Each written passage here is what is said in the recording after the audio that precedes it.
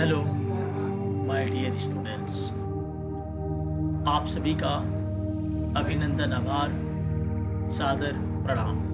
अपने कुल की कीर्ति को गौरवान्वित करने वाले मेरे प्रिय विद्यार्थियों, इस हिंदी व्याकरण की अनुपम श्रृंखला में आप सभी का दिल की अतल गहराइयों से हार्दिक हार्दिक अभिनंदन, वंदन, इस्तकबाल एवं खैर मकदम करता हूँ। आज के कवर स्टोरी में चर्चा करेंगे class 9th second periodic test discuss के बारे में चर्चा करेंगे। आज हम डिस्कस करेंगे कि सेकेंड पीरियोडिक टेस्ट में पेपर किस तरह के आएंगे और कैसे आएंगे, अर्थात जिसका जैसा सवाल हो उसको वैसा जवाब दो, जिसका जैसा सवाल हो उसको वैसा जवाब दो, लेकिन अपने खून में हरगिज नहीं इतना उबाल दो। दिल से उड़ान की कभी हसरत नहीं जाती है, चिड़िया को चाहे सोने की पिंजरे में डाल दो। अर्थात जब टेस्ट का समय आता है तो जाहिर सी बात है हमारे विद्यार्थियों में एक छटपटाहट सी मच जाती है, मतलब एक घबराहट सी होने लगती है। उसका सामना करने के लिए अपने दिल में हरगिज नहीं इतना उबाल न लाए कि जिससे आपकी परीक्षा बाधित हो जाए। मन को जितना साइलेंट रखेंगे, मौन रखेंगे, उतना ही आपका पेपर बेहतर होगा। अर्थात बाजी लगाए हो बाजीगर बनकर दिखाना, बाजी लगाए हो बाजीगर बनकर दिखाना, सेकेंड पीरियोडिक टेस्ट में पूरी ताकत लगाना। आइए हम आपको लेकर चलते हैं क्लास 9th के सेकेंड पीरियोडिक टेस्ट के बारे में। आज हम डिस्कस करते हैं, चर्चा करते हैं कि पेपर किस तरह के आने वाले हैं और कैसे आएंगे। सबसे पहले हम चर्चा करते हैं शब्द निर्माण के अंतर्गत समास से क्वेश्चन किस प्रकार के आने वाले हैं। अर्थात व्याकरण से सिर्फ आपको क्वेश्चन 4 या 5 नंबर का दिया जाएगा, जो सिर्फ और सिर्फ समास से क्वेश्चन रहेंगे। समास से अलग क्वेश्चन आपसे नहीं पूछा जाएगा। अर्थात समास सेकेंड पीरियोडिक के अंतर्गत समास को ही आपको पढ़ना है और क्वेश्चन किस प्रकार आएंगे उसके बारे में हम चर्चा कर लेते हैं।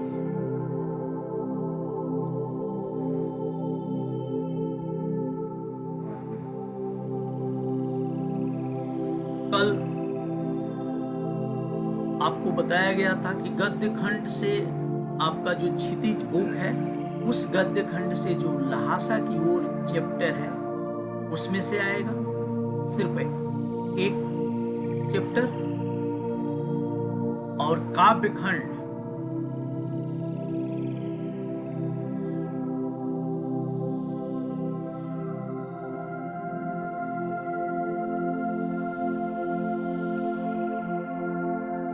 काव्य खंड जो है रसखान,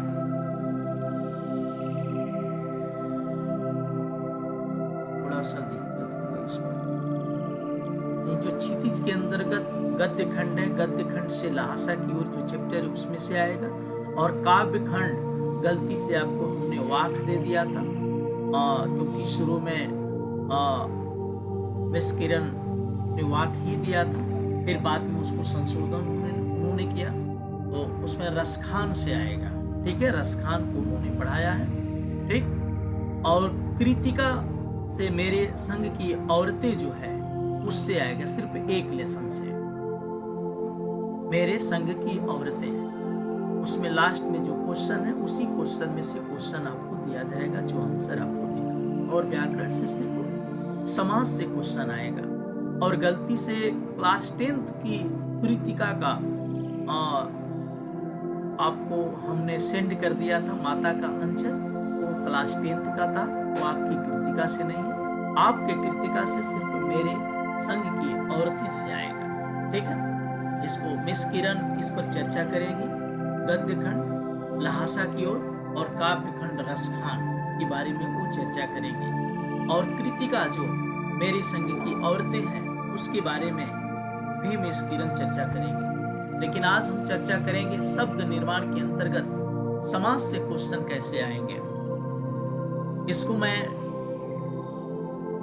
आपको विधिवत पढ़ा चुका हूं, बता चुका हूं। इसकी सारी वीडियो पार्ट 1, पार्ट 2, पार्ट 3 ऐसे करके पीएम फाउंडेशन जो यूट्यूब पर चैनल है उस पर सारी वीडियो पड़ी हुई है, उस पर जाइए और सारी जो पार्ट 1, पार्ट 2 जितना भी है वो समास से संबंधित आप देख लीजिए।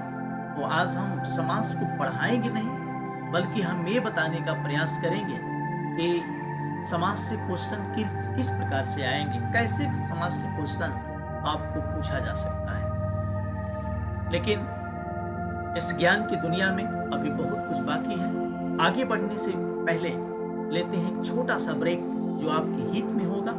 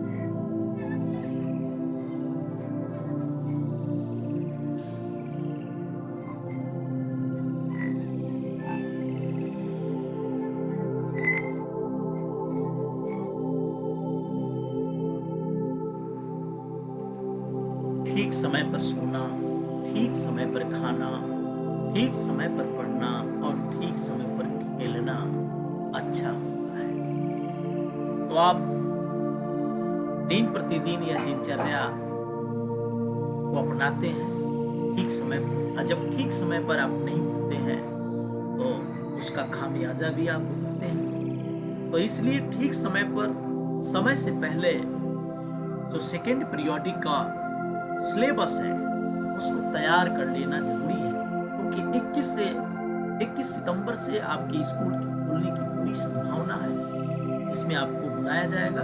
आपके पेरेंट्स का परमिशन बहुत जरूरी है और 6 फीट की दूरी पर आपको बैठाया जाएगा। कोरोना की वजह से अगर किसी कारणवश सरकार 21 सितंबर से बंद कर देती है तो फिर जैसे आपका ऑनलाइन पेपर हुआ था फर्स्ट पीरियोडिक, ठीक उसी प्रकार से पेपर आपसे लिया जाएगा, नहीं तो आप स्कूल में आकर के पेपर देंगे। ठीक, तो दोनों के लिए आप तैयार हो जाइए। आइए हम चर्चा करते हैं कि कैसे क्वेश्चन आएंगे।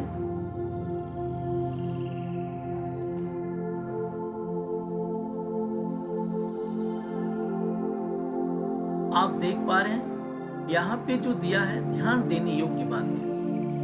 अब जितना भी आपको पढ़ाया गया है वो सबका निचोड़ यहाँ पर दिया गया है। परस्पर संबंध रखने वाले 2 या 2 से अधिक पदों का मेल समास कहलाता है। अगर आपसे पूछा जाए समास किसे कहेंगे तो परिभाषा यही है, पदों के मेल से बना शब्द समस्त पद कहलाता है। यदि आपसे पूछा जाए समस्त पद किसे कहते हैं तो आप यही बताएंगे। समासिक शब्द के पदों को अलग करने की प्रक्रिया समास विग्रह कहलाती है। समास विग्रह किसे कहेंगे उसकी परिभाषा यह होगी।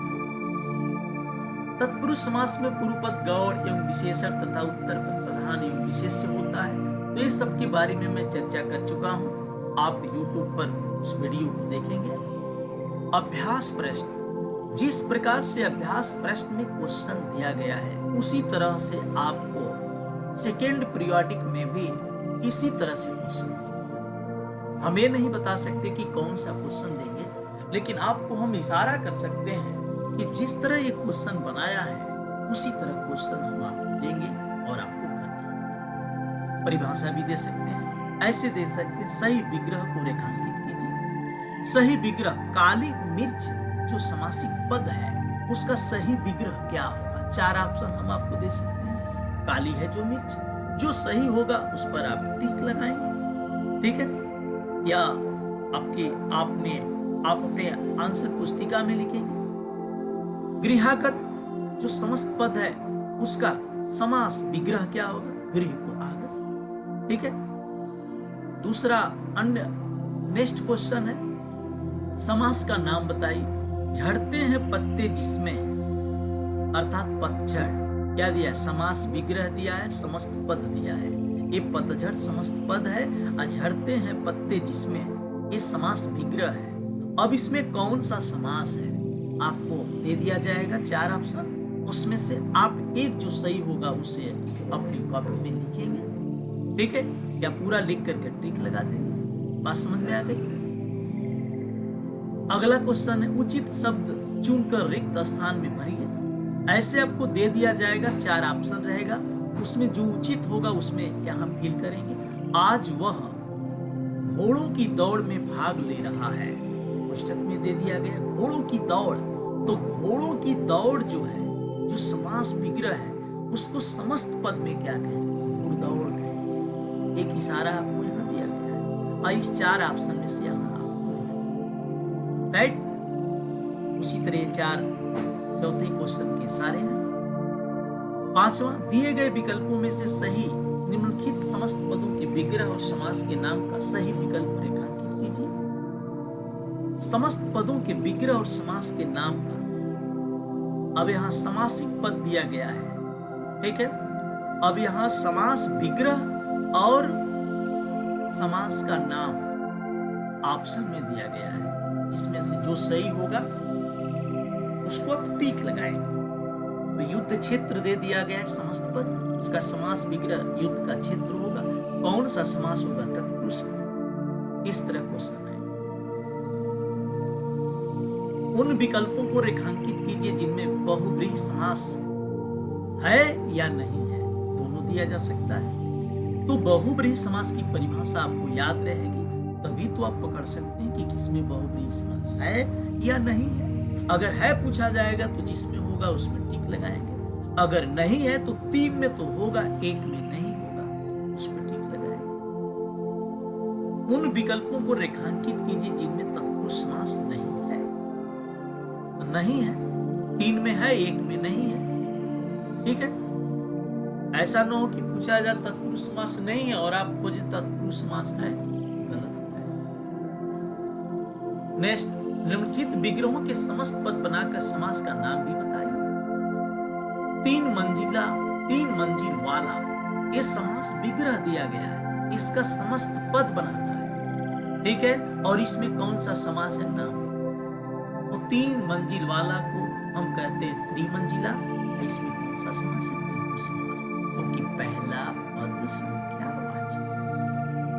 समास विग्रह कीजिए तथा समास का नाम भी बताइए। दे दिया गया है समास विग्रह आपको करना है, समास का नाम बताना। ठीक, दिए गए वाक्यों में रेखांकित समस्त पदों का विग्रह कीजिए और समास का नाम भी बताइए। यह पद दे दिया गया, एक वाक्य दिया गया है, रेखांकित जो है वो समस्त पद है, त्रिभुज। अब उसका इस त्रिभुज का, सिर्फ त्रिभुज का जो अंडरलाइन है उसका आपको क्या करना है? विग्रह करना, समास विग्रह। तो त्रिभुज को हम 3 भुजाएं, इसमें कौन सा समास होगा? 3। बात समझ में आ रही है? ठीक इसी तरह आपको क्वेश्चन करने हैं। प्रत्येक क्वेश्चन का एक मैं उदाहरण आपको दिया ताकि आपको सही तरीके से समझ में आ जाए। मैं मिस किरण से रिक्वेस्ट करूंगा कि आज जब वो आपको पढ़ाएं या नेक्स्ट डे पढ़ाएं, आज तो नहीं, नेक्स्ट डे पढ़ाएंगी या आज ही कोई समय निकाल करके वो डिस्कस आपसे कर देंगी कि मतलब हम क्वेश्चन किस तरह से देंगे, कौन सा क्वेश्चन देंगे, ये नहीं, किस तरह से क्वेश्चन आएगा, आपको कैसे तैयार करना है, यह आपको बता देंगी ताकि आपके अंदर जो छटपटाहट है, घबराहट है, वो शांत हो जाए।